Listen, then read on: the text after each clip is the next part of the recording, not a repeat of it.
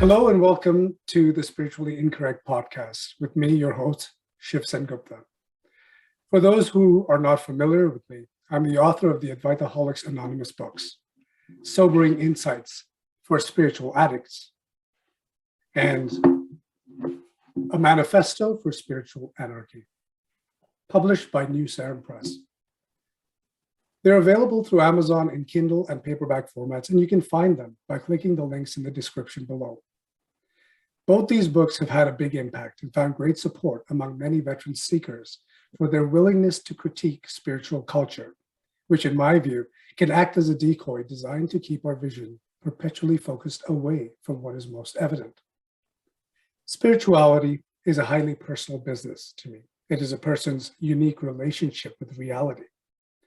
Yet the moment it is externalized and turned into a system of philosophy or thought, it ceases to be a personal affair.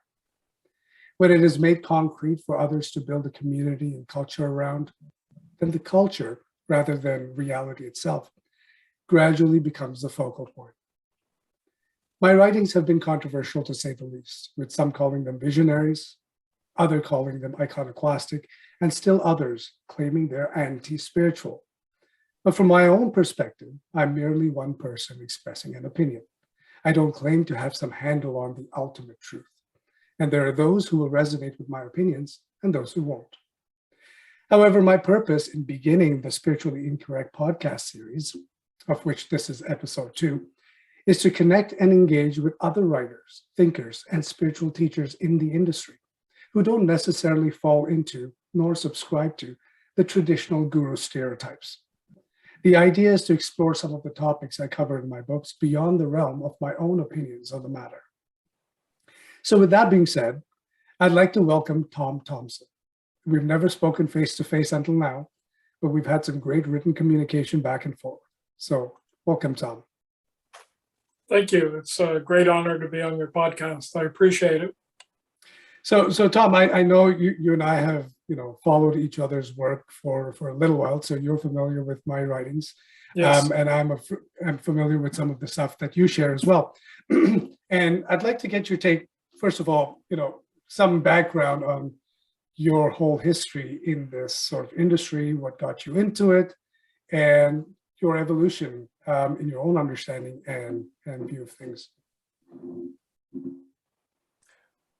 Well, I started because I was deeply interested in science, and I was, through science, investigating what is life, what is life. And so as a kid, I had a laboratory, and I actually had mostly written friendships with a lot of scientists. And I have to say, scientists are the ones I was in touch with, very curious, very supportive of some 15-year-old they didn't know, and supplying me with bacteria and equipment, and just being totally supportive, totally there for me. And I was able to do a lot of things that I probably wouldn't have been able to do otherwise. They're very childlike in their curiosity and interest, and not dogmatic, totally supportive. But as I was studying life and doing research on cancer, agrobacterium, tumefaciens, and so what is it that drives us? What's going on? And then I found a book on yoga, and the yogi who was writing the book basically said yoga was an inner science, and presented basic thesis is that everything that's going on in your life is predicated your relationships. What are you? And he said, you can't really discover that by objective exploration. It has to be a subjective science. So he pretty much defined yoga as a subjective science. And to be honest, I really didn't know what that meant at that time. It was like everything is objective.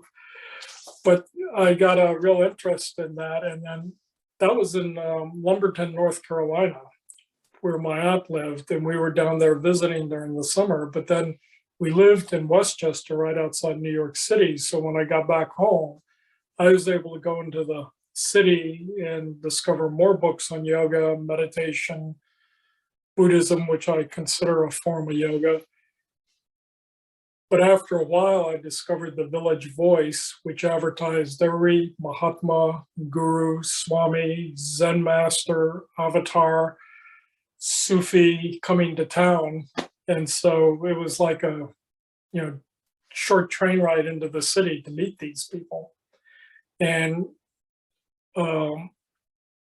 because I had learning disabilities, I always assumed everybody knew a lot more than me. I assumed I was a person who was limited. And so at that point, I didn't realize I was giving power away to authorities because I just assumed they knew what they were talking about. And I don't regret that at this point. But I didn't find, my first teacher was Swami Vishnu Devananda, who was in the Shivananda lineage, and he was in Val-Morin, Quebec. So at this point, I still saw yoga as a science. But when I went to the ashram where I stayed summer 1971 for 6 weeks, they had all the deity worship, puja, the bhajans. To be honest, that just freaked me out. We had to learn these chants, and it's like, seriously, what happened to the science part? And he was scientific. Shivananda was a medical doctor. So there was a lot of, at that point, science and medicine were backing a lot of the yogic and meditation experiences. But I didn't know about the, let's say, Hindu aspect of yoga. And fortunately, that was fairly well contained. And but it did freak me out because I just had no idea that was part of it. But I learned a lot there, and then I continued on studying both in Buddhism and in yoga, different schools of yoga for many, many years. Had some outstanding gurus, outstanding teachers. But at a certain point, science is evidence-based. And there were a lot of teachers presenting things as factual or as true without any basis. It was belief-oriented. And I came to question all of that and really found that it wasn't helpful. There were other teachers that were very scientific, giving you methods and tools to find out for yourself. You don't have to believe anything. Here's how you find out for yourself. Well, that's actually very interesting. What got you started was the scientific inquiry process and the Yes. desire for scientific evidence. And that is a problematic phrase, subjective science, because as we know, that one of the hallmarks of the scientific process is the objective validation and verification of certain hypotheses or theories put in place. That you don't need any one person to verify anyone really with that training and that background. And the understanding of how we've arrived at those principles should be able to verify that exact same thing. So science is not person dependent, whereas the subjective science, using that phrase, and the exploration of consciousness itself, this is something even scientists find very problematic, is how to explore consciousness using the scientific tools and approaches we have today, because a human being's consciousness is basically a black box for everybody else. All we can do is find sort of connections, right, through communication. We can't really attribute cause and effect. There are more correlations that we're working with, and that's not really that scientific in the traditional sense that we think of the word science. So That's also been always a question for me when I was on my exploration phase, is how do I explore this consciousness in a scientific manner if I do not have the tools and the support of a scientific community to give that back to me? And I think that is the gap that a lot of teachers and gurus try to fill just by these unqualified certainties, right? And it becomes, well, this is true because, let's say, the Buddha said so, or this is true because Ramana said so. Whereas Right. the better teachers will focus more on, let's not land on any certainties here. Let's not arrive at any conclusions. This is what I'm experiencing. This is what sort of my process has been through my exploration. Why don't you try something similar? Let me know where that leads you, right? And I hear you sort of having arrived at similar conclusions yourself. Yeah. So an example, so the definition of science is going to have to shift some. And I think there are scientists waking up. So some of them quite astonished when they wake up. And I think they're looking at what happened to them and trying to do it as best they can scientifically. But I think what's happening in my experience is like, now I haven't been to Tokyo, but I assume you have. I think if you and I talked about Tokyo, you could figure out whether I've been to Tokyo or not pretty quickly. Right. And, but if I had been to Tokyo and you've been to Tokyo, even though we're not there right now, we could talk about it and we pretty much know whether the other one has been or hadn't been to Tokyo. And I think that's what I found with the best teachers is they're like you said, they're guiding you, giving you methods and techniques. And when certain things become more apparent, you can have a conversation and pretty much tell you're on the same page. So it's not pure science, but is confirmed by somebody. And I think the same thing, I'm just using them as an example. I'm not saying what they're pointing to is true or not, but you can tell near-death experiences. When I worked in a hospital in the 80s and worked with researchers researching near-death experiences and people who had them, you can pretty well tell who's had a legitimate one and who hasn't, because they were usually astonished. And also the main thing with something like a near-death experience is they were transformed. They were not the same person they were before the experience, and their friends and families would acknowledge that.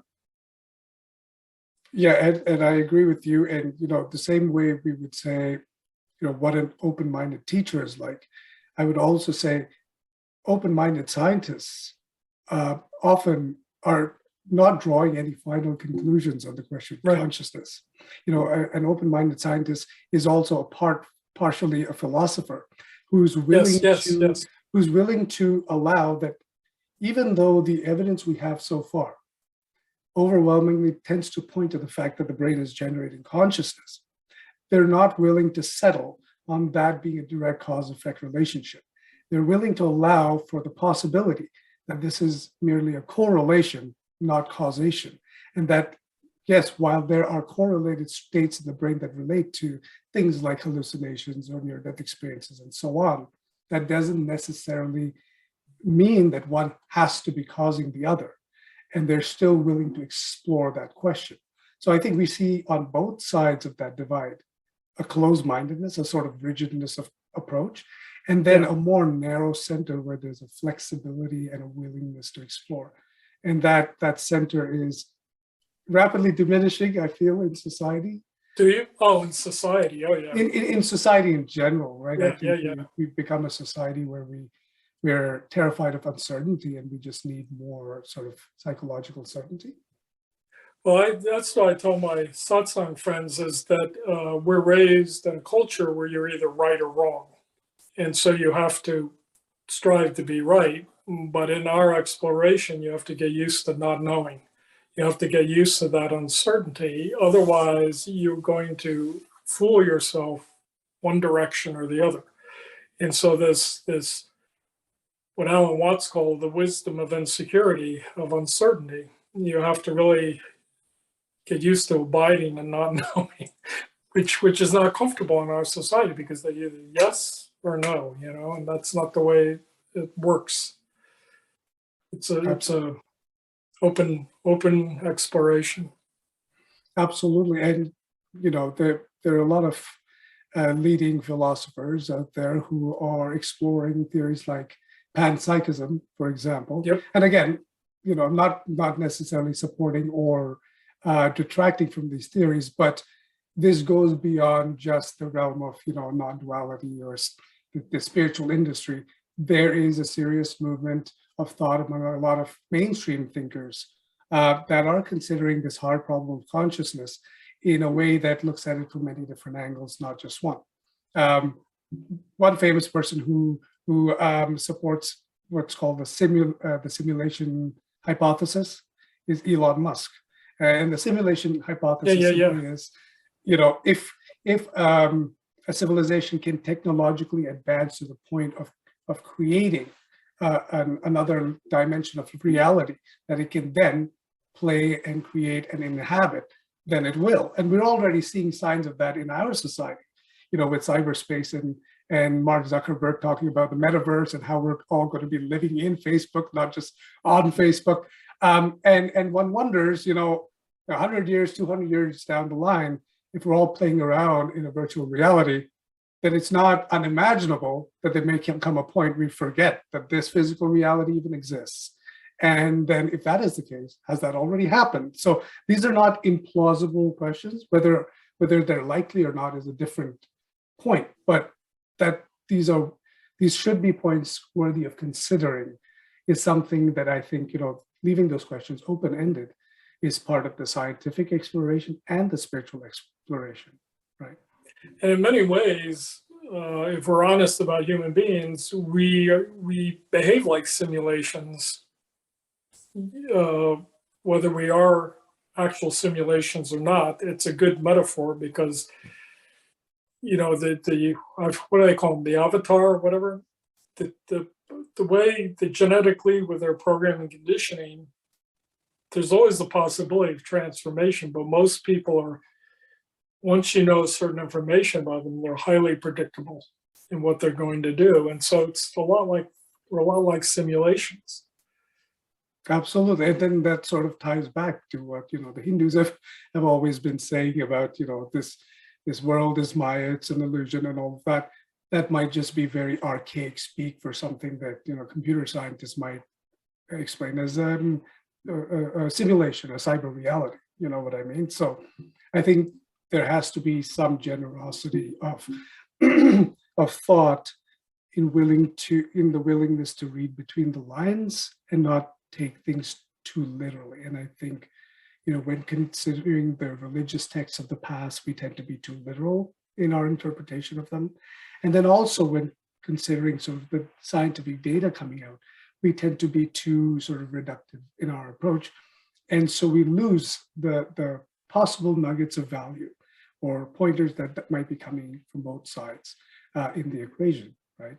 I'm curious whether you, sorry, go ahead and finish that thought. And I have a question that popped into my mind. Well, with a lot of the Indian thought, what we had is Victorian English scholars translating Sanskrit according to their religious understanding as Christians. And now that we've had Westerners who've literally became initiates, actually studied, like you said, the word Maya is a very misunderstood word. Maya means to measure, basically, and it's not that it doesn't exist or it's not real. It's an appearance of a type, just like a simulation.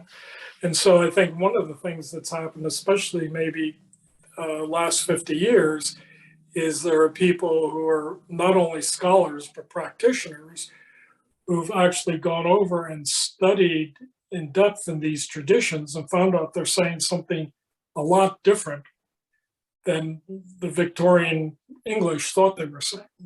and astonishingly much deeper. And that's a fascinating But point. Yeah, no, that's a great point, and I want to explore that a bit more because growing up in India, I mean, that's where I lived the first 18 years of my life. I found this traditional Hindu morality of the 19th, 20th century being very, very almost Abrahamic in its approach. yeah. Right, wrong, sin. And when you look at Hindu philosophy of old, ancient Hindu philosophy, Yeah. there's no mention of this kind of stuff. Look at the Kama Sutra. I mean, forget morality. It was a free-for-all. And yet you go into traditional Brahmin South Indian society today. I mean, they would put any convent to shame in how moralistic they can be about what's good or bad, or even this concept of heaven and hell. I mean, Hindus have a word for it. Swarg is heaven, Nark is hell. And I'm thinking, well, where did we come up with heaven and hell from? They weren't part of our, ancient philosophies. So absolutely, to your point, that has happened, that influx of Western idea and then seeing it through that lens. How have you seen that play out over the years when you've gone into these teachings and explored them? Well, I think they're astonishingly deep and wise, and in their own way. A lot of these teachings, I'm speaking right from my experience, mostly of what's called Kashmir Shaivism today. I think Bhivana Gupta and Shamaraj and others, these are incredible geniuses of not just spirituality, but human life. And I think they saw or much deeper than many people realize and actually confront the issues you're talking about, morality. If it's all God, then what's wrong with going out and having a drink with your neighbor or whatever? You have to have that discriminating wisdom, but all there is consciousness, or all there is a supreme awareness, and the morality is the Dharma functioning in society with other living beings. When you realize we're all expressions of the same thing, the morality naturally arises from within. It's not something that we have to impose. It's something that if people have a deep enough realization, it's going to happen spontaneously. So I think as there's new scholarship by practitioners and scholars, we're realizing a lot of these things are much deeper, much more intelligent than initially realized. And life positive and all inclusive. That if I'm a practitioner of this particular sect, I don't put down the Mormon Church. They've got their realization of how they're living, which is different than mine, but it's their reality tunnel and I'm in my reality tunnel. And so it's a much more accepting and open-minded awareness. So the Tantra accepts humans as they are. That's a great point, Tom. And it's funny because I was having a conversation with a friend a few days ago. And my friend is deeply Christian, deeply believes in Christian faith. It's part of his whole family's life. The Bible and God are in all conversations. But at the same time, he's not, he's not someone who hasn't questioned things. Like he and I can have a highly intelligent conversation. He reads all kinds of books. He has a deep scientific understanding. He's explored philosophical questions of life. His insight penetrates into the workings of society and all of that. This is a person who reflects deeply on things, okay?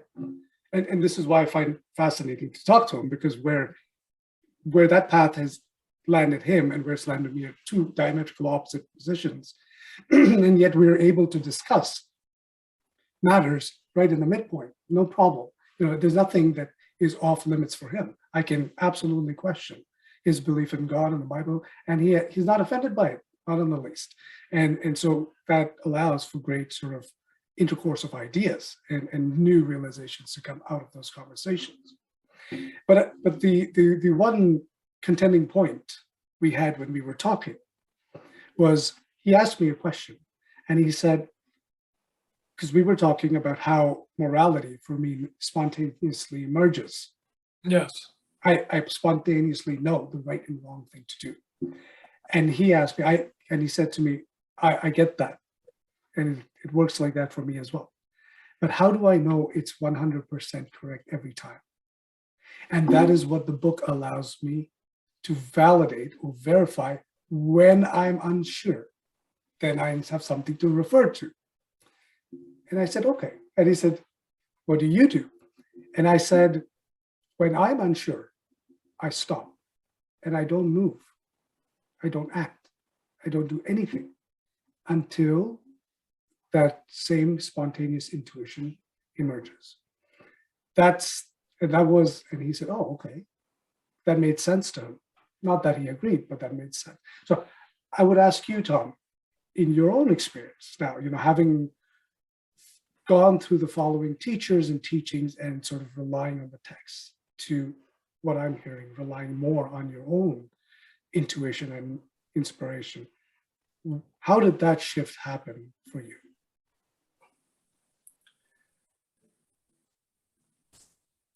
I think it was a realization of it is intuitive and it's in the moment. So I may treat somebody one way one moment and very differently in a different moment because the situation has changed.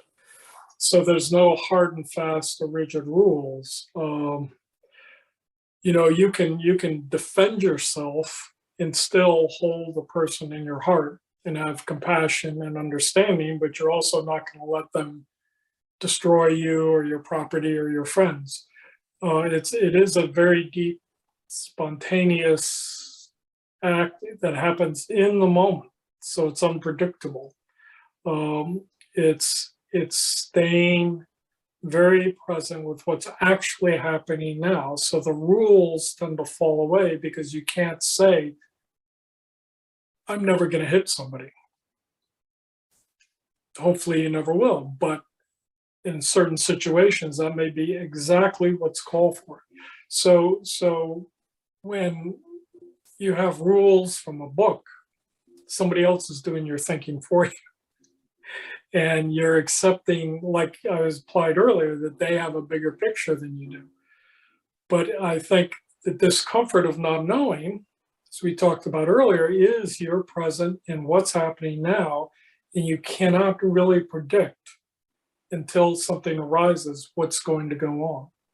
And so there can be an uncertainty and a discomfort because you don't know, but I suspect things will turn out better that way and much more in harmony and balance with life.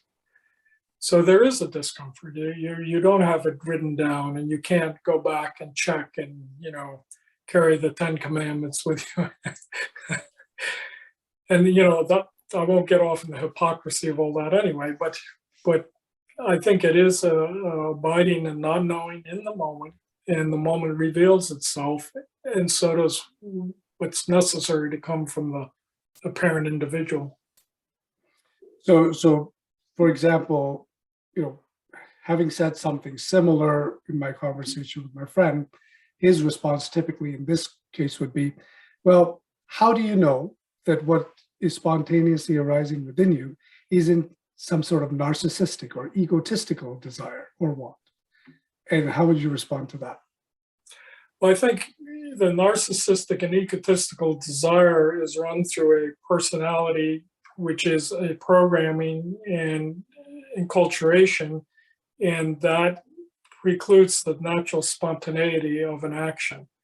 And so the spontaneous response to a situation isn't really being run through a personality. I can be as surprised as anybody else in what I say or do. So narcissism is like a personality disorder. Egotism is something our culture cultivates. It's all a form of programming that has a certain intention, wanting a certain outcome. And sometimes in the spontaneous response to life, you may be responding in a way that isn't good for your own personal outcome. It's good for the whole.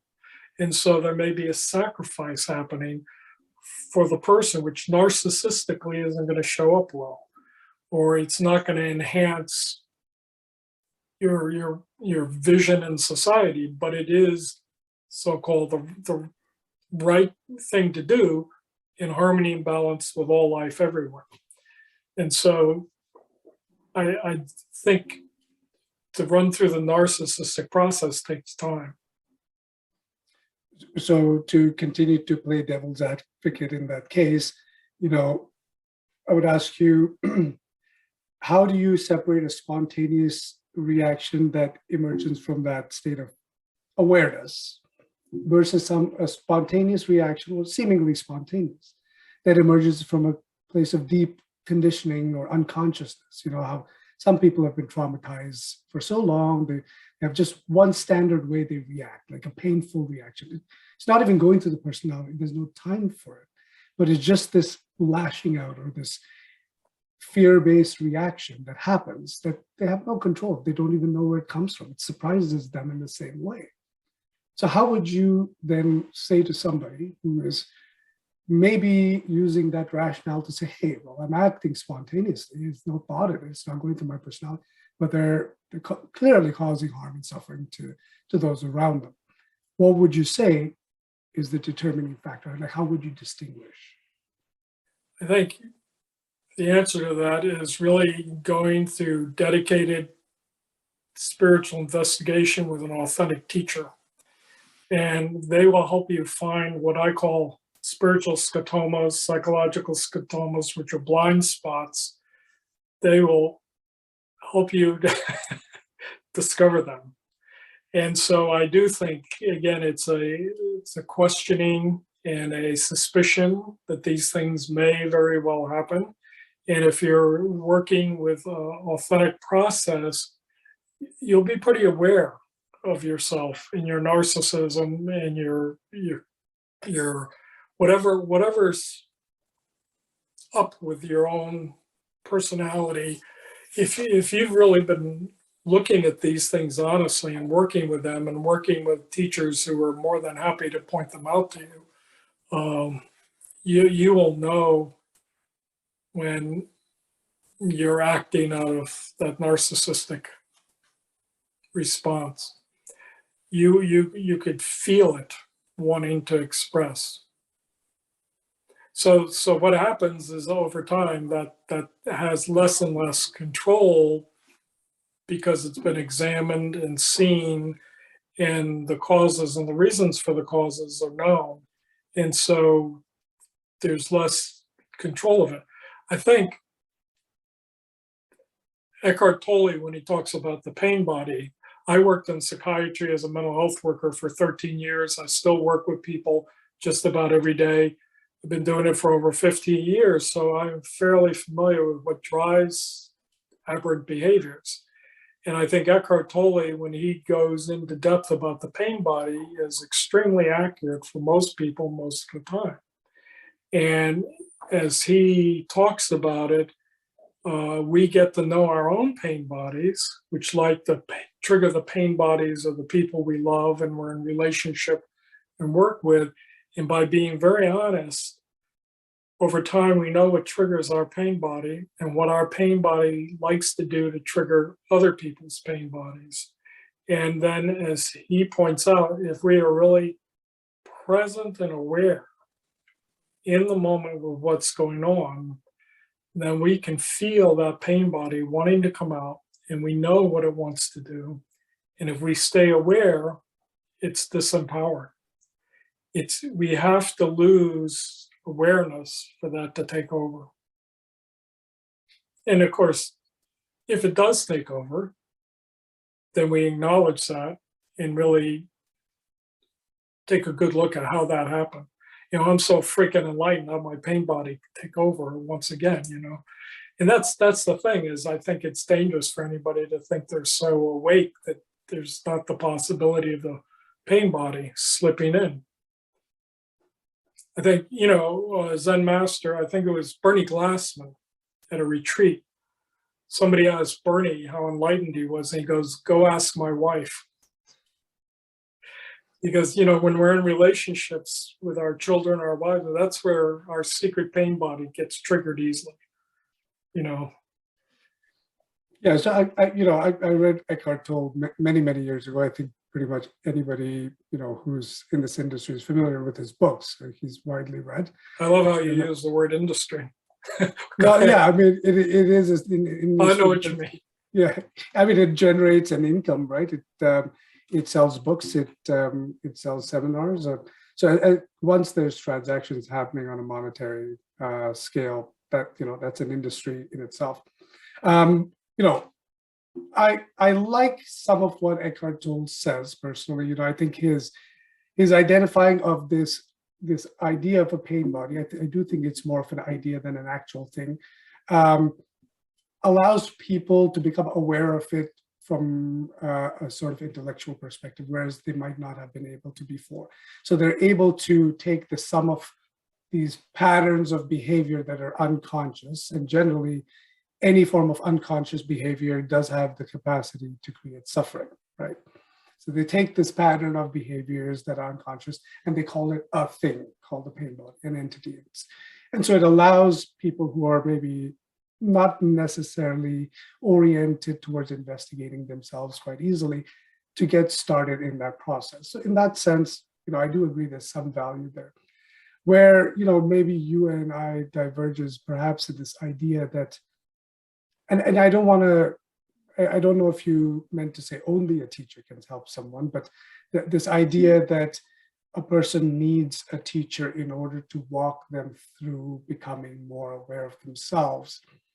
I'm a little skeptical of that position myself, because I think there are many people who sort of put themselves out as teachers. I mean, anybody really can today. And maybe they might have a little bit of awareness of themselves and their own past conditioning, but that doesn't somehow make them qualified in any way to be able to help another person through that. They might be able to contribute to some extent, but to actually allow that person to work through their own unconsciousness and become aware of that conditioning is, I think, a challenge for anybody to do for another person. I'm more of the mindset that a person can truly only do that with themselves. And some of that is really a matter of fortune or luck. So we can get into this, the conversation of awakening experiences at some point in this chat, but in my own experience, and I can only talk about my own experience, I went through 25, 20, almost 30 odd years of heavy duty suffering, to the point where I was suicidal thoughts on a daily basis, absolutely done with life. And I had questioned things and just arrived at complete nihilism. And reading spiritual books or, listening to teachers didn't really help me get over that hump. What did was a sudden, unexpected event, which completely sort of snapped a big piece of the old programming out, creating enough space for me to witness what was happening within myself, to develop some shred of objectivity. And from there, so then your attention was totally identified with the process. Yeah, totally identified with the process and my identity as being the sufferer trying to become enlightened. The whole narrative, right? And really, it's only when you step out of all these narratives, it doesn't matter what the narrative is, and have a first glimpse of what reality is, the first contact. It's, the Christians would call it being like a born again experience. Yeah, and some it's of those religions. Go ahead. Go ahead, Tom. I didn't mean to interrupt you. Go ahead. No, not at all. Feel free to jump in at any point, but it's really only from that perspective that I feel a person can even begin to start the process of exploration of really not consciousness, but unconsciousness. That is the spiritual process for me. It's not an exploration of consciousness. Reality is evident. There's not much there to explore. Scientifically, of course, we can measure things and find how far things are. But reality in its core and raw sense is always evident. What we're always exploring is what is making us misinterpret it. And that's the conditioning, that's the unconsciousness. Centuries of it, ancestral, in our DNA, and we're exploring that. But we can't explore that while we're in it. It's sort of, we need the ability to step outside of it and objectively, and that's the scientific process that we talked about in the beginning. How do you explore something that you're in? You have to be somehow outside of it to begin exploring it. I don't see how a teacher could do that for a person, but I'm happy to hear your thoughts on that. I'll tell you how I do it. I work with hypnotherapy, and I agree with what you say. We're, for the most part, we're fighting the fire in the wrong room. So so hypnosis is widely misunderstood, but I'm not going to go into all that. But by relaxing somebody into a deep hypnotic state, I can ask them 3 or 4 questions based on what they've been sharing with me, where that Satori happens, that leap happens, and in a few minutes, they're made a quantum leap out of a program they've been totally identified with. So I'm not telling them what to think, what to believe. I'm asking them questions where they can actually see what they're doing in a deep hypnotic state, where in their conscious state, they're just running the program. And so in that deep state, they suddenly see it. They suddenly recognize, let's say, whatever you want to call it, sub-personality that's up to something, and they can literally become free of it, and a real authentic transformation can happen. And so I do feel working with the conscious process is almost always ineffective. And in a good hypnotherapy session, you make more progress than maybe 30 other sessions, because you're going to where those core beliefs are. You're going where the core process is. And by asking a question, the person is looking and seeing how they're holding on to being a victim. What they're getting, just as an example, what they're getting out of being a victim, or what they're getting out of always being right, or always having to dominate. They see it. And in that seeing, often, not always, it can be released. And when they come back, something's literally missing. Something, an obstruction is missing. And so I do think things are possible in altered states, so to say, than are in our normal consciousness. And I think to see what's driving the pain body, or whatever one wants to call it, subpersonality, whatever it is, to actually see it at work and feel it at work and realize you can release that. And often there are questions asked like, can you release this? Will you release it? And if people say, no, I can't release it, you ask them, what's preventing you from releasing it? And what they start doing is the whole story. And then you can say, well, what is this story bringing you in your life? What is it about this story that you want to cling to? And often it's a deep identity of being a victim or being whatever it is. But it can be released when they're ready, if they're ready. Yeah, well, that's very interesting because, Carl Jung is, a famous psychotherapist whose work I resonate with a lot.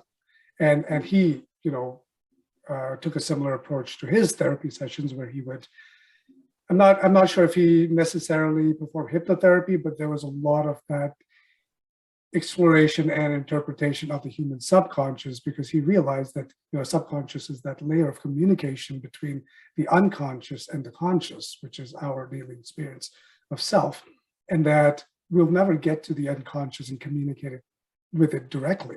But the subconscious is that realm that's translating that information up. If we can just meet people at that layer and facilitate some form of an opening there, then they themselves will be able to get some insights that we can't give them, but they might be able to receive. That's interesting that you actually perform hypnotherapy. I don't traditionally, I mean, my own idea of spiritual teaching is typically, I don't think of hypnotherapy as spiritual teaching. I think of it more as a form of therapy or psychotherapy. But it seems like your view on spiritual teaching tends to be more on the therapy side than the, well, this is what the Buddha said, and this is, anyway. Yeah, I think there's some value at the right time, but so hypnotherapy, we're profoundly hypnotized already. So true hypnotherapy is really dehypnotizing. I mean, we don't have to hypnotize people. That's already, most people are walking around deeply entranced. So hypnotherapy is really exploring where we're hypnotized and seeing if a person's willing and able to release that particular trance, especially when it's realized it's not serving, it's not helping. I'm incapable of working, whatever it is. I'm incapable of having a love relationship, to release these things. But in spirituality, it's extremely fast too, because people can go into the paradoxical realms much easier on those realms than they can in the conscious realm. It's either black, here it is, black or white. It's that it's got to be this or that. Where in the out of the subconscious, there's much more possibilities and much more ability to have insight. And so again, from the way I see things, people are already profoundly hypnotized and all using the hypnotic processes to get to where those trances are, which are outside of conscious awareness. So the conscious process isn't going to be able to help a person have Satori. That's why they use koans, have the profound insights, the profound realizations, because that's just, we like to think consciously we're free, but consciously we're in a trance. Yeah, most people conscious mind, yeah. And that's a good point, because most of what I see happening in the spiritual industry today, and I'll call it an industry, to separate it out from what is more like your ancient approaches to spirituality or whatever, but what it's become today, which is very sort of mass marketing oriented. Yes, get as much of it out there, get as many people involved in it. There's a certain commercial drive to it that's unavoidable. Yeah, what they're saying is, I've got a better trance than that guy over there. Yeah, or I've got something better to say, which is really the same thing you've heard everybody say, right? They're just repeating themselves. Yeah. And it seems like, the human consciousness is, there's a tip of an iceberg above the water, and then a whole lot of the iceberg below. And most of what we call spirituality today is just on the surface. It's just addressing what's going on within people's conscious minds and conscious thoughts. And so they come up with ridiculous sort of solutions like, oh, just don't think and just be in the moment and all of that, which is all well and good. But how do you address what's under the water, that the miles of iceberg under? You can't just tell somebody, oh, just be in the moment, or don't believe your thoughts. That's ludicrous. If they could, they would, but they obviously can't. Right. There's this weight, this gravity of conditioning at the base of it that you can't just get rid of by snapping your fingers. And so there's this quick fix approach to spirituality, which again is a very consumerist mentality, because that's what consumerism is about, is addressing your needs right now. Don't care about the long term, but if we can do a quick fix, then that's good enough and people will buy it. But this exploration of the deeper unconscious, do you have any sort of experiences or cases that you've worked with people that you were able to share with me, where you've seen those kind of breakthroughs happen? Not mentioning any names or any of that, but specific, forms of conditioning that people have struggled with, that you've then seen them yield results from the hypnotherapy sessions. Yeah, I'd say a number of people have had legitimate Satori experiences. Satori being different from Samadhi. I think people have transformed by releasing. I think in the way I see the process, it's not so much about gaining stuff is letting go of stuff that's really obstructions in consciousness, obstructions in living fully and living authentically. And many of those are programmed. Again, one of the jokes we have is thank God for Christianity, because we'll always have clients. And when you work with many people with that indoctrination, they're so full of guilt and shame. And it's usually just reinforced at the conscious level. But if you're willing to take one thing and follow it back to the source, you'll see usually a little 2-year-old, 3-year-old who is deeply shamed or humiliated for something that they didn't even know what they were doing.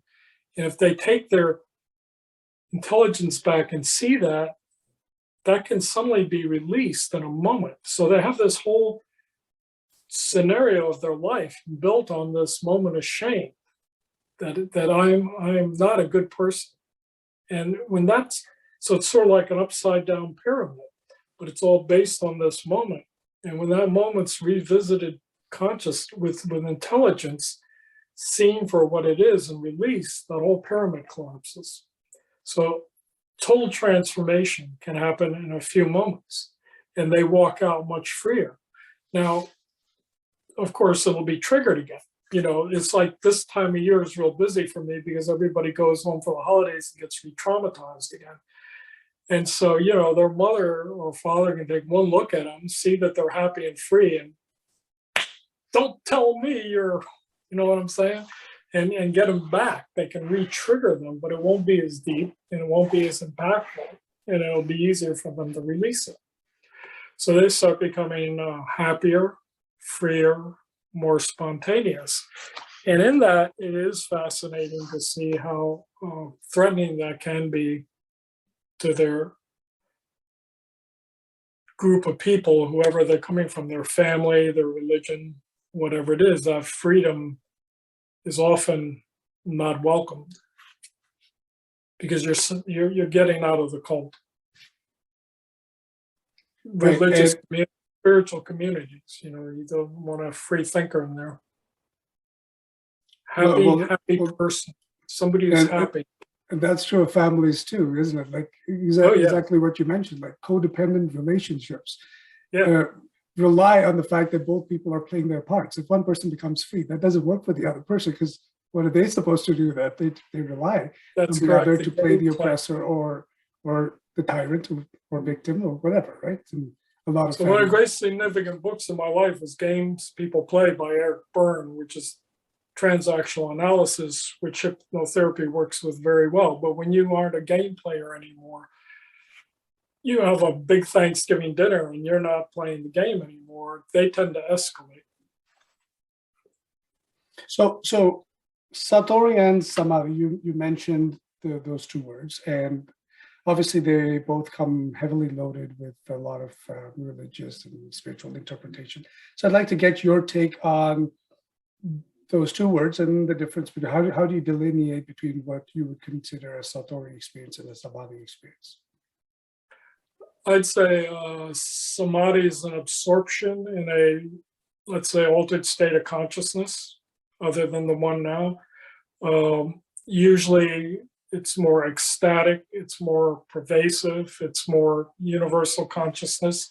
So it's literally a shift into a, let's say, a higher state of awareness, and it's an absorption of the self as we usually experience ourselves is more or less lost or merged in those states. And so, of course, there are people like Patanjali have many definitions and stuff. And so those are ecstatic states. Now, a lot of spiritual teachers say that's just an experience. If it's a true samadhi, it is just an experience, but the revelation that comes from it is not. That the wisdom and insight, the feeling of profound love, those don't go away, even as you come out of that absorption. It's again like knowing a city very well. You may not be in that city, but you've seen it, you know it. Satori to me is more, you can have your eyes open. We can be having a conversation like this. As Rick Archer says, Buddha at the gas pump, you can be pumping gas. It's a sudden shift. It's a transformation of the context instead of the contents. You're suddenly seeing something, you might say it's always been there, but you've just never seen it before. And now it's just so clear. And it can be, well, a lot of people, when they have an authentic Satori, they just start laughing, with tears rolling down their eyes because it's so obvious. But we've been running a secondary program instead of seeing what's there. So there are different levels of Satori, of course, and different impacts, but they're just, it's like a veil has been seen through. That's a very interesting way to define those words, because, and I understand they're just words, and how we choose to define them just they're pointers provides to, provide context. human, something humans happen. Absolutely. And if I was to reflect back on my life, what I call my first awakening experience, now I've been calling that Satori, but by your definition, that was clearly a Samadhi experience, and that was, like I mentioned, as a result of years of suffering, to the point where life is this unbearable weight that's crushing down on you. Just want out, flat out. And getting to the point of giving up, where my whole mind just blew wide open and I didn't know who I was for 4 months. I was just absorbed in life, euphoric, ecstatic, and just in love with everything, in love with the absolute most inanimate object on the street. Yeah, because like nibble. Yeah, but not even with a thought, because there's no way of voicing this in the form of thoughts in my mind. But really understanding, holy shit, this whole thing is just one thing. It's one being. It's like one creature. It's not different organisms moving about on roads and streets. It's this one living, breathing, being. Yeah. Being. And to be that being, not just to see that being, but to be that being is, there's nothing left to do but sit. So I sat, and then I didn't wash myself for days, and my girlfriend left me because I stank, and I was useless really in the relationship. But after those 4 months, I did feel that trickle of thought process come back, and then the fearful personality. A lot of the suffering just never came back. A lot of what was causing that suffering, the unconscious condition, never came back. A lot of it did. And that would lead a few years later to then what I would call my Satori experiences, series of them over a year, where suffering had come back, and I had this fear of being alone and being abandoned. And, I had another relationship fail. Each time it's a girlfriend that catalyzes it. And my readers know this, I sat in my balcony for a year and I said, I'm not moving from here until I've investigated myself thoroughly.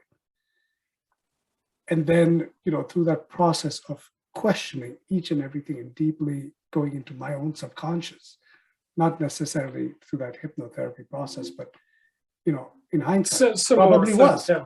Similar thing, because I really was deeply going into losing track of time and where I was, but just deeply going into the pain of it.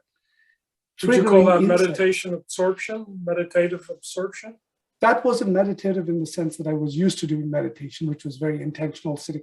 Here I was like rolling around on the floor in tears or whatever, just literally just giving myself over to this process of going down the rabbit hole. Right? Yeah, good. And insight after insight after insight. And those were Satoris. And so in that context, in the way you've sort of explained it, I can definitely see the difference between the two, because I've experienced that difference. Where I would say then that a person can help another human being is perhaps when someone is primed to have some of those Satori experiences, to be there to say, hey, yeah, what you're doing is good, keep going, or, don't get off that track, you're on the right track. With the Samadhi experience, one question can trigger it, the right question. And if they're at the right point, then sure, right, that question could trigger it. But again, something else could trigger it, like a flashlight blown off. Like at that point, it's like hairline trigger. You just anything could Right. trigger it, and the right person at the right time saying the right thing could be the trigger. But I don't think, like, again, I don't think you can make that somebody's profession. Like, I don't think there's, teaching necessarily will trigger people unless they're absolutely ready. And then the other point is, I don't see how someone can facilitate a samadhi experience for somebody else. So what are your thoughts on that? I had something I wanted to. Oh, I know what it was. So one of the questions to always ask is, what do you really, really, really want? Because most people are not clear. And a lot of people say, well, I just want to get along with my wife. That's fine. There are methods and techniques, to do that. Why, whatever. Other people go, I don't know what I want. Well, that's actually very good, because you can help them resonate with that. Other people are really clear about what they want, but most people aren't. And so the question, what do you really, really want, helps them fine tune their struggle, their seeking, going to things. Now, in terms of samadhi, being around Swami Muktananda, and I'm not alone with this, is with clear intent.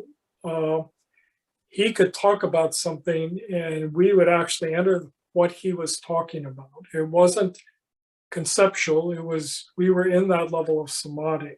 That was astonishing to me. I never knew. I was involved in Buddhism and Zen when I ran into him, and I asked him questions. I didn't get the answer intellectually. I got it as a Satori. I had the deepest Satoris with him, and he was usually running one-liners.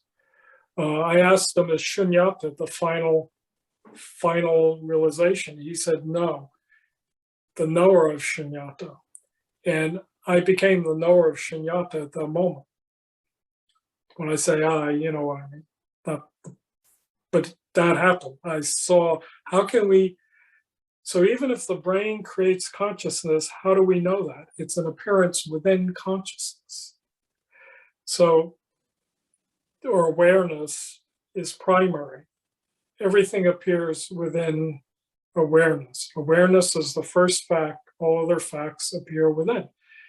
When Muktananda said that, that was a direct recognition. It wasn't an intellectual process. So with Muktananda, with Sri Dhyan Yogi, with Sri Anandima, and even some of Baba's disciples, there was I'm just using traditional words to keep this short, transmission of grace that made those things knowable, not as intellectual processes, but knowable like you and me walking through Tokyo together. It's not like, you telling me about Tokyo. It's like we're actually walking down the streets.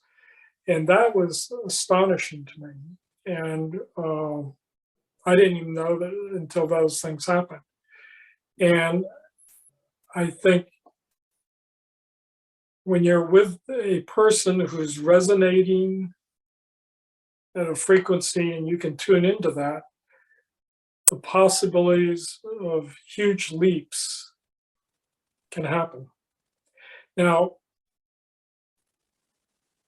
those huge leaps are like your uncle leaving you $1 million. What happens is a lot of people take that $1 million, invest it, and end up with $10 million. And other people take that $1 million and squander it in a few days and it's gone. But I think that is an incredible possibility. And those teachers, the true ones, are not seeing themselves as the guru. They're seeing themselves as a conduit for the guru. It's using, like Ramana Maharshi had a mountain.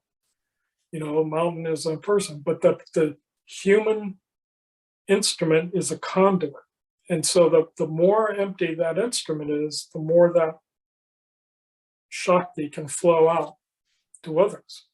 But it also requires a willingness on the student's part to have that type of thing happen. It can, without a doubt, be resisted.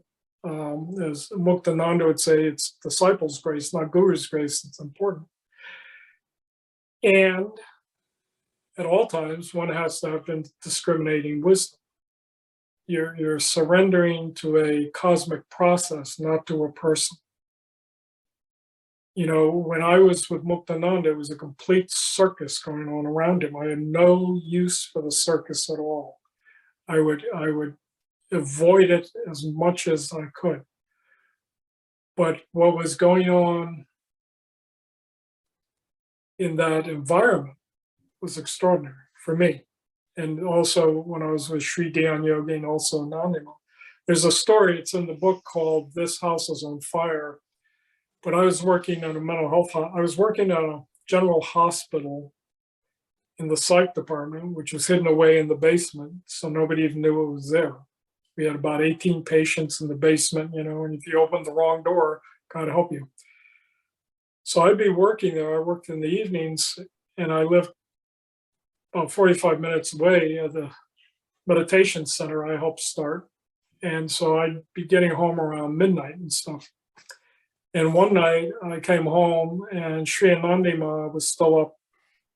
Everybody was in bed. She was still up because she was going to make a phone call to India.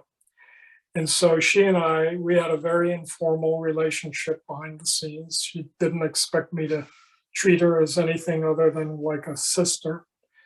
And we were just talking while she was waiting for the right time to call India. And I was tired from a day's work. And I just said, Anandima, do you experience God all the time? And she looked at me, looked right in my eyes, said, yes. And I went into one of those profound samadhis where it was all light for, let's say, a second, and came back. And she's sitting there laughing at me and said, I have to call India now. And she knew what happened. I won't say she probably did do it to me. But that resonance happened. So those are very mysterious things. And we do have to be careful because at the human level, they may still have all sorts of aberrations and problems. But I do think there are clear conduits. And there are a lot of people running around who think they're clear conduits who are clearly not. I mean, you know, I think it's better to err on the side of caution when approaching teachers and gurus. I usually talk about check them out at the third eye, their level of wisdom, at the heart, the level of their compassion and loving kindness, and at the hara, their level of integrity and power. And if you don't get a green light in all three, you can still maybe learn from them, but you sure as hell don't want to have a more intimate type relationship. So I do think it's always wise there on the side of caution.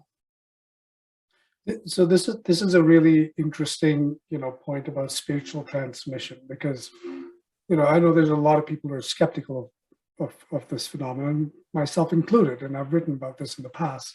This idea, not necessarily discounting it, but also taking into account, factoring in the fact that the human mind is so susceptible and is able to project scenarios for itself. When you immerse a person in an atmosphere pregnant with expectation, they're obviously there for a reason. And the power of suggestion is so intoxicating that, people can be triggered in all sorts of ways. This was very evident in Osho Rajneesh's ashram, where people were experiencing euphoric moments just at the sight of him, right? And an argument can be made. The same thing happens in evangelist churches all across America, where you've got some kind of preacher like Benny Hinn or whatever, trying to cure people with the power of his hand, and then you see hundreds of people fall. A lot of them claim to actually have fallen because, they felt this power hit them. So there's also the counterpoint where the human mind is so suggestible that it can actually generate a powerful transcendent experience if there's even the hint of expectation there. I'll give you another example. Many years ago, I was reading this channeled series, the Book of Ra. I'm sure you've heard of it. Which is it? The Book of Ra. It was very popular in the 70s and 80s. It's similar to the Seth series. It's this channeled entity speaking. I'm very skeptical of that stuff now, but back then I wasn't. And I had been reading it so intensely for so many hours a day that one night I lay down to go to bed. And just as normal, I was lying on my back waiting for sleep to take over, thinking about things that happened in the day. And I suddenly see this writing appear on the wall in front of me, this mirror writing, this backward writing in light. And this giant eye appear, the eye of Ra that they keep talking about in the book. And I felt my body start float upwards, like a full-blown out-of-body experience that I had never experienced before. And I'm wide awake at this point, just relaxed, but very much awake. My wife is lying next to me. I'm trying to yell out to her. I feel my body rising up, and I start paddling backwards like you would in a swimming pool when you're trying not to rise to the surface. And I instinctively said something like, "I'm not ready." And right then, because I felt like I was being abducted by aliens, and right then my body starts coming back, and I'm lying there on the bed just panting, like, what the hell just happened? Now, in hindsight, a lot of that, I can't take out the relationship with the material I was reading and that sort of expectation of some sort of profound understanding or insight to my out-of-body experience, which, by the way, I do believe people have out-of-body experiences. This has been tested in a lab. Whether it's triggered by the mind or not is a different conversation. But my question to you is, how can you be sure that it is the person themselves triggering the experience in you versus you being sort of at that point where something is going to set like a minefield? All someone needs to do is step on the right trigger and boom, you're going to have it happen. So to be clear, it's not the person. The person can be a conduit. It's a resonance. What's resonating is already within you. You already have that capacity. And all that person is doing, let's say that so-called guru, if they're a true guru, they know they're not doing anything. As a matter of fact, they're totally not there when it's really happening. They're empty. They're an empty flute. And they may be aware that something's happening, but it's not like I'm sitting here giving Shiv, that's really dangerous crap. But because it's a resonance, it's like when you go to a rock festival you resonate, and the musicians know they're giving energy and the energy's coming back. So they're feeding each other. It's not a one-way thing. But we do have to be careful, because when I go to hypnotherapy trainings or hypnosis trainings, guess who's there? Ministers, lawyers, politicians, car salesmen. So you think you go to hypnosis training for professional hypnotists, but the people, there's something called waking hypnosis. And lawyers use it, preachers use it, spiritual teachers use it. It's the ability to put somebody in trance. It's like saying, if I said to you, Shiv, you obviously just had an enlightenment experience. Is it because we're talking, or do you think it's because you had cornflakes for breakfast? Well, the minute I divert your attention to, is it me or the cornflakes, you've already accepted the suggestion that you had an enlightenment experience. So lawyers and trials are good at this. Ministers, you sit in a church or a Vita teacher, and you hear these waking hypnosis suggestions going on all the time. So yes, I agree. One has to really question, but I think the final thing is there's a positive transformation. That the person is transformed in a positive way. They become more compassionate, more aware, less narcissistic. That there's a legitimate transformation.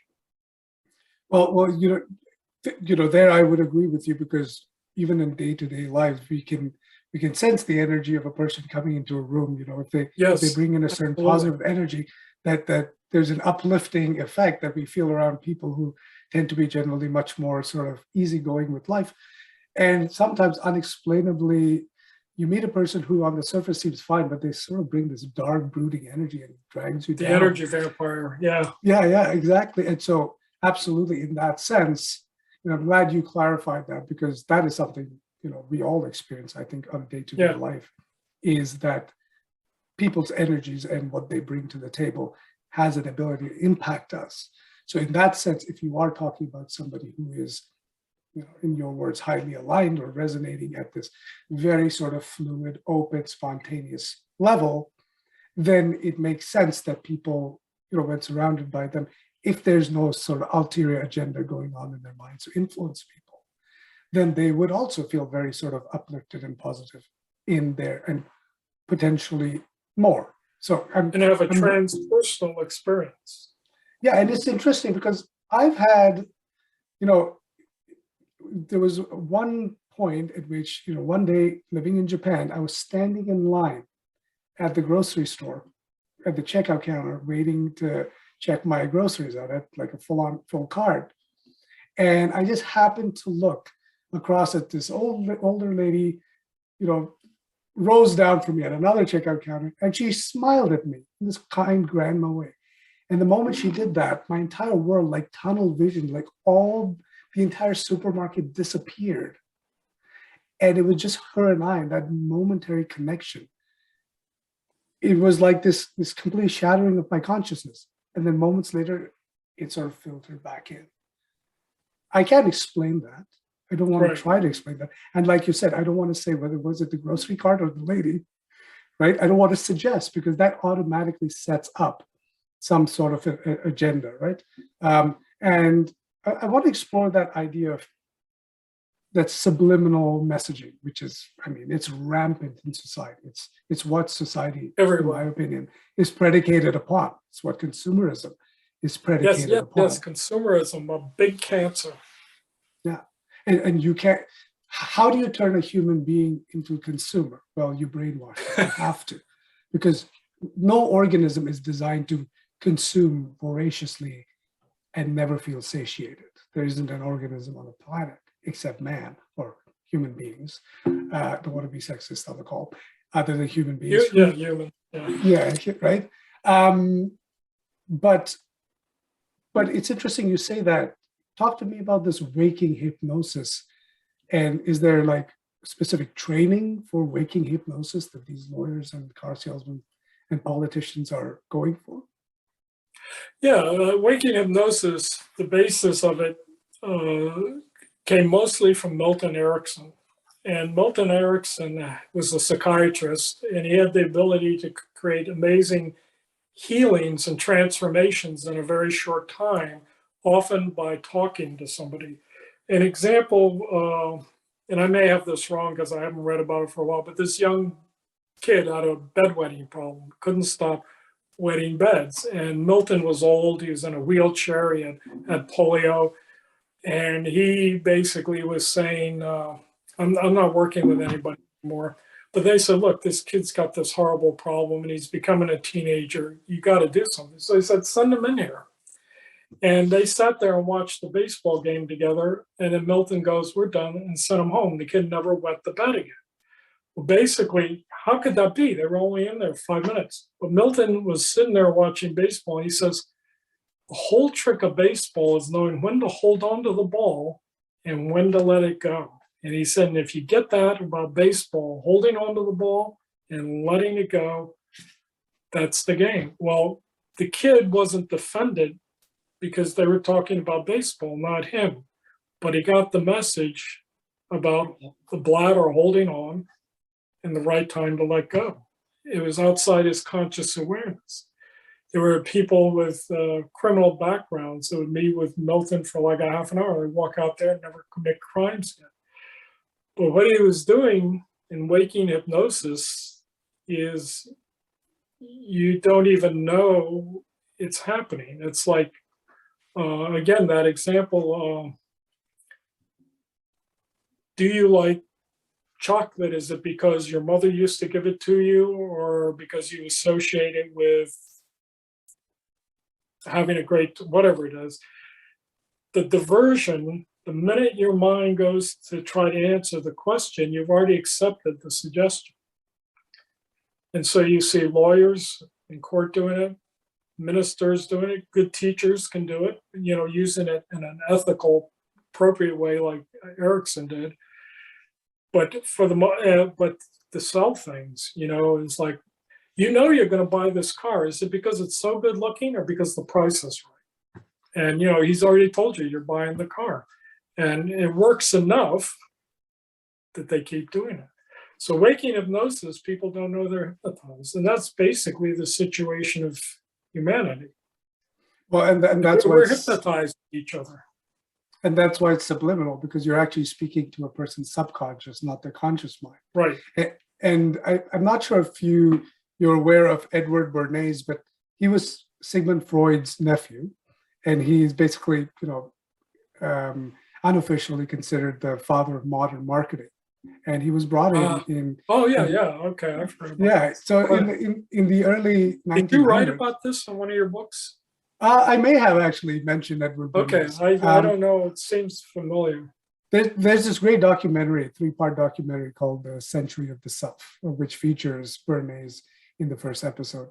And it's a really interesting story because, World War I had just ended, and there was this massive war machine that had been generating products.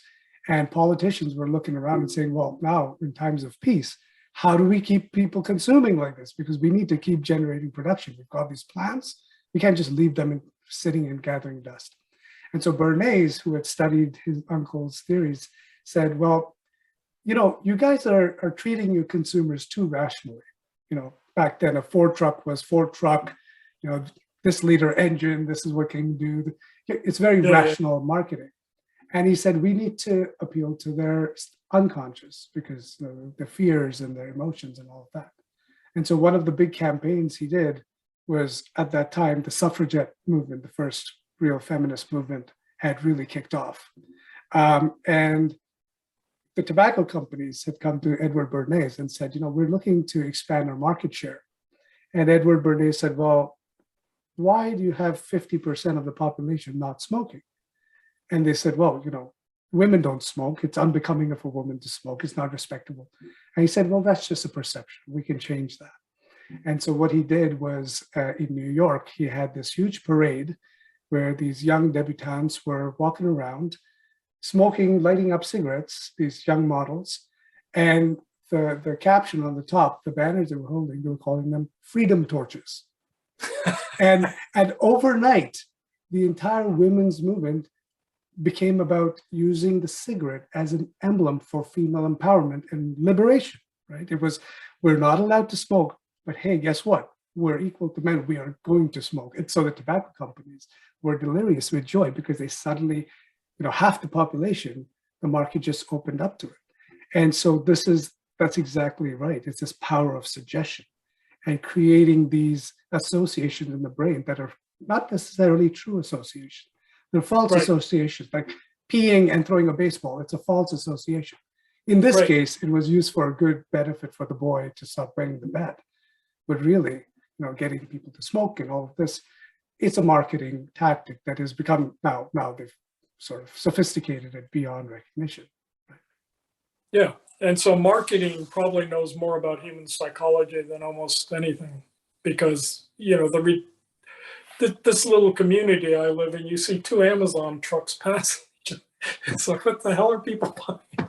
But it's all the time, and marketing, the consumer mentality. It's like garages here filled with worthless crap. They can't even park their cars in them. It works, and we live in a consumer society, and people, more is better, as Ram Dass said, more is better, and it's not difficult to do. And like I said, I was shocked when I go to those trainings and see all these people. There was a place in Los Angeles that guaranteed churches could something like double the amount of participants by working with the lighting, the sounds, and the sound system and the music. Nothing about bringing them to Jesus. It was, you manipulate these cues, you're going to get a lot more people.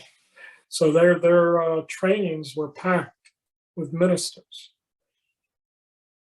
Yeah, and that's another reason why I call, spirituality today spiritual consumerism, because Yeah, it's the same.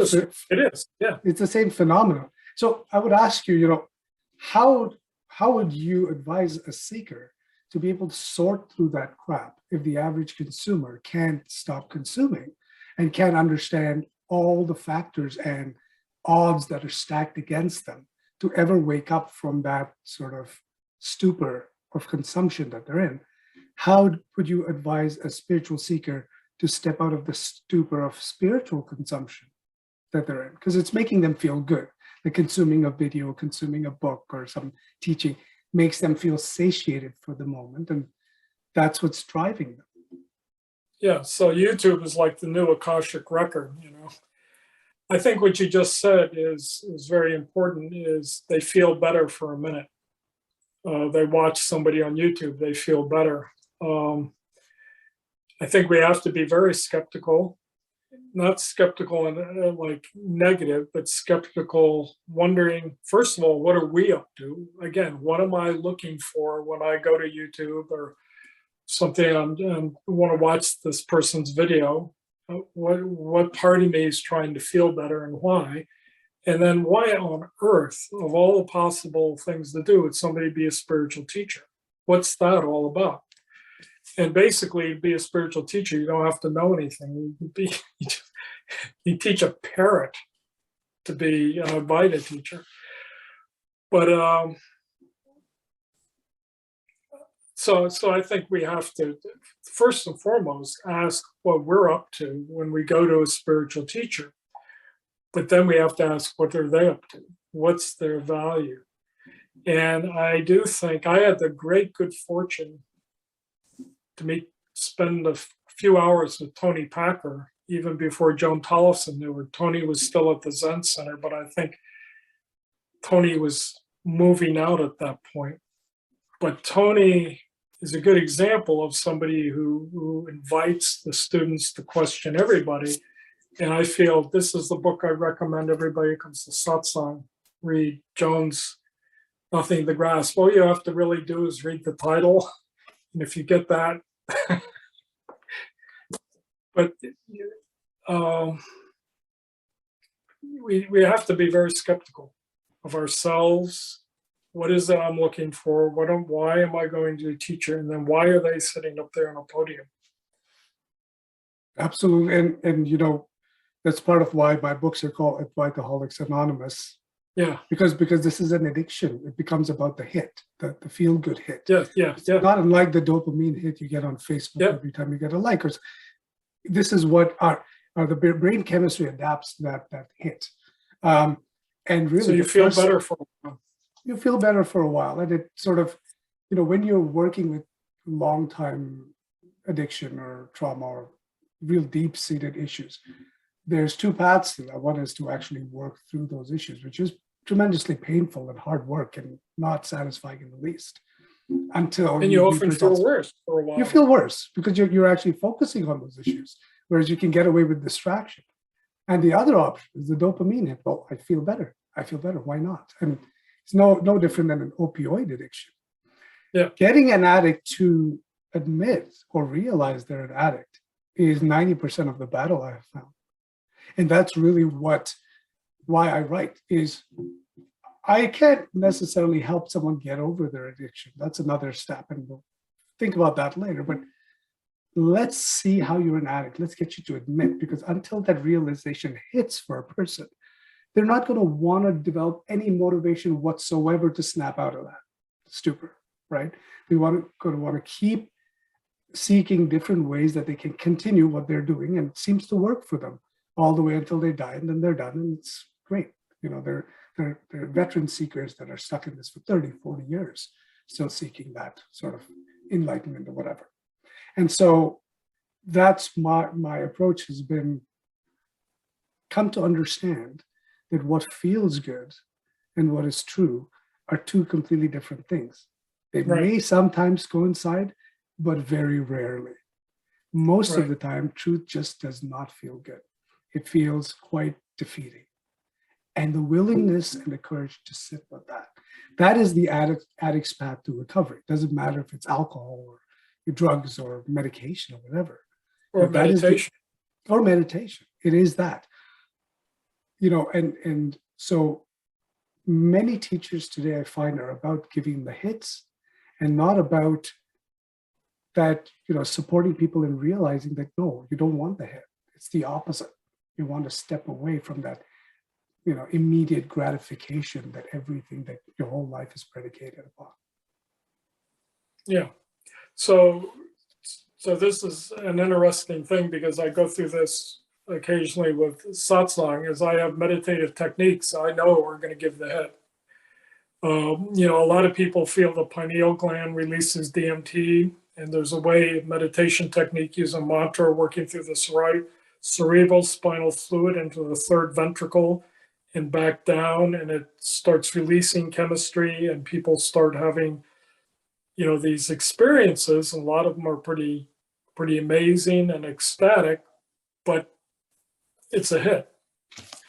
It can ultimately transform the neurology so you can stay in a more expansive state. But basically, it's what you're talking about. It's a hit and people feel better. And so those techniques are very powerful and very effective, but they're temporary fixes. And so if you learn, and I know how to do them, I enjoy meditation a lot exactly for that reason. It's for half an hour, I can get things flowing. But then reality hits, and you still have to go out and function in the world. And that's when I was young. One of my gurus was my daughter, who I still had to take to nursery school and still had to feed and still had to take care of her. And she didn't care what ecstatic state I was in, she's 43 or something now, but she was a very grounding element in the early days because you just can't walk away from a child. So there are the fixes, and a lot of the yogic processes are fixes, and they're effective fixes, but they're not what's, as you said, the truth. And I love that line with Jack Nicholson, you can't handle the truth. And that's really not what people are looking for. Some people are. Some people go, I want the truth no matter what the cost. But most people want to have a more successful life strategy. They want to feel better. They want to get through the day. And on that level, that's okay, as long as you're not telling them that's enlightenment or that's freedom. And that's a great point you made about your daughter being that grounding effect in your life. Yeah, you because probably have it too, huh? no, absolutely. It was really when my first daughter was born that I unexpectedly felt suddenly grounded and invested in my life. Because prior Things to turned that, off in my brain. I didn't know I had these protective mechanisms, these concerns, these worries and anxieties were not there before. exactly, like you learn things about your brain chemistry you weren't even aware of, right? Yeah. I didn't know I could care so much about a person or a thing, or right. I was sort of just, self-interest and trying to transcend all of that. And suddenly to have somebody in my life that is worth re-engaging and reinvesting in life is incredibly grounding. And I think children just in general can have that effect on people. Right. But I wanted to circle back to something we discussed early on in the call. Is you had mentioned near-death experiences and how you've seen a lot of compelling evidence around those. And I'm wondering if in some of the hypnotherapy sessions that you conduct for your clients, have you had them, talk about these kind of experiences, or have you had clients who've gone through them? How does that inform their own spiritual understanding? I missed part of what you were saying. What type of experiences? Sorry, near-death experiences.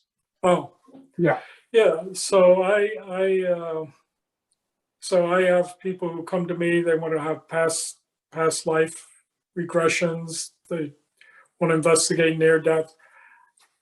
When they're my clients, I don't have an opinion. I work with what they're up to, their goals. So I stopped doing past life regressions, except people talk me into them once in a while.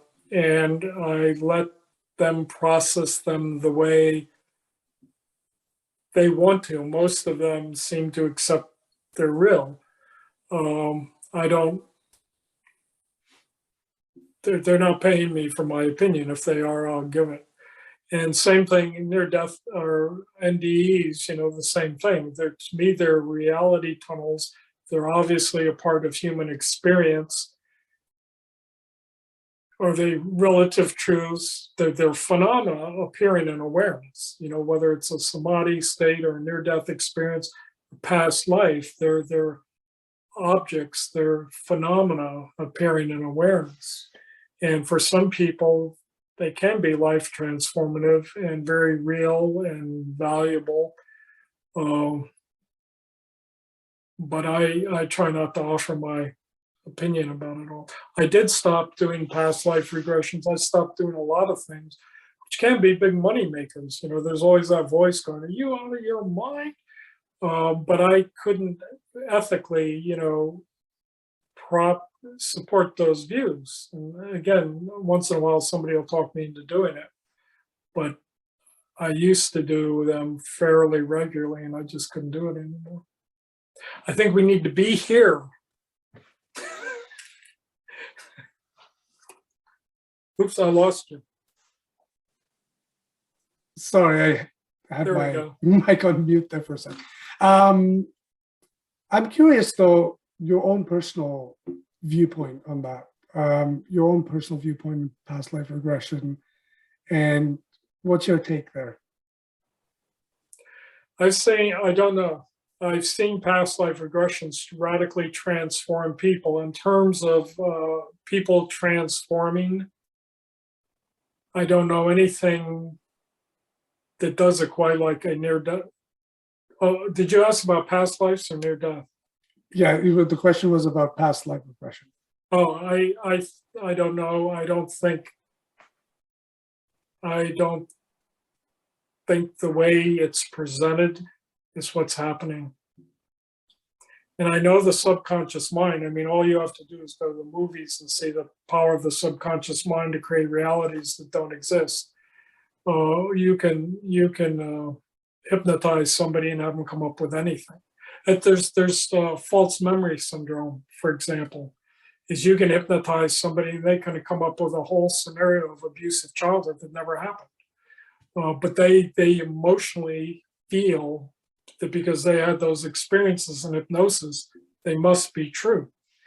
So the human mind can create all sorts of things, and I don't think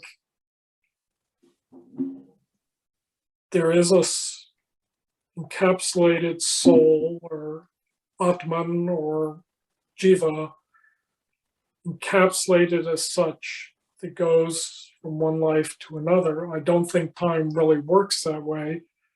I know enough yoga, I could convince people that that happens. I can use the subtle body, causal body, how, I can karmically, the Sushumna with the samskaras, I can talk that probably as good as anybody and get people going, "Oh, wow, cool." But I don't, from my own direct personal realizations, I don't think that's what's actually happening. Well, it sounds like you take a highly ethical approach to how you engage with, your clients, students, whatever you want to call them, and you understand the power of suggestion and how easily, Absolutely. even unintentionally, it can be misused or abused.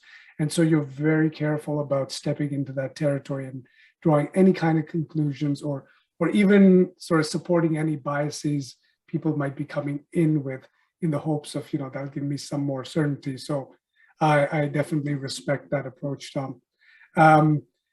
We've talked for a long time, and I feel like you and I could probably go for another hour or two because there's a lot to talk about. But I think, just for viewers, it's more digestible when chats are kept under the Little 2 hour bites. mark.